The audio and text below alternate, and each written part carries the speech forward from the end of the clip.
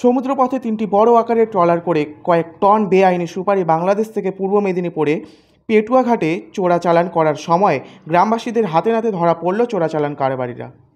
এমন অভিযোগে ব্যাপক উত্তেজনা এলাকায়। কয়েক টন সুপারি কোটি টাকার পণ্য বলে প্রাথমিকভাবে জানা গেছে। 2টি বাংলাদেশি ট্রলারকেও আটকেছে গ্রামবাসীরা। ঘটনাস্থলে পুলিশ পৌঁছেছে, বিষয়টি খতিয়ে দেখছে। গ্রামবাসীদের অভিযোগ অনুযায়ী এই পণ্য ও ট্রলার বেআইনি কিনা তাও খতিয়ে দেখছে পুলিশ। ট্রলারে থাকা 19 জনের মধ্যে 9 জন পলাতক বলে জানা গেছে। রাতে ভিতে এই ধরনের বাংলাদেশ থেকে কাগজপত্রহীন বহু পণ্য এখানে চোরাচালান করে থাকে বলে অভিযোগ।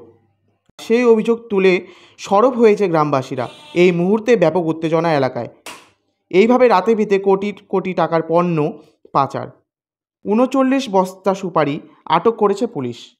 Bureau report, royal Bangla TV.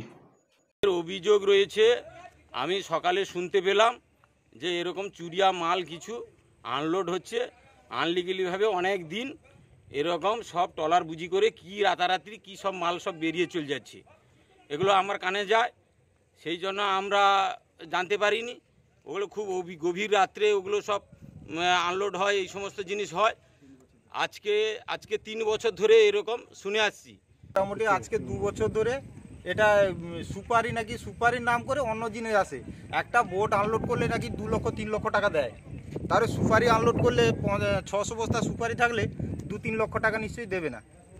এখানে একটা বোট আনলোড করলে 2-3 লক্ষ টাকা দেয়। আমরা শুনি কিন্তু ধরতে পারিনি। আজকে প্রত্যক্ষ ধরেছি, ধরে মোটামুটি আমরা গ্রামবাসীরা আপনাদের খবর দিয়ে মোটামুটি এই পর্যন্ত এসেছি।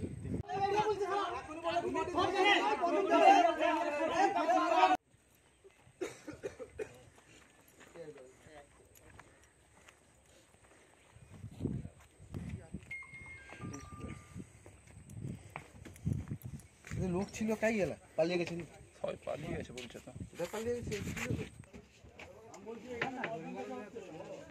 হ্যাঁ, ওই চিতার এক্সট্রা আছে।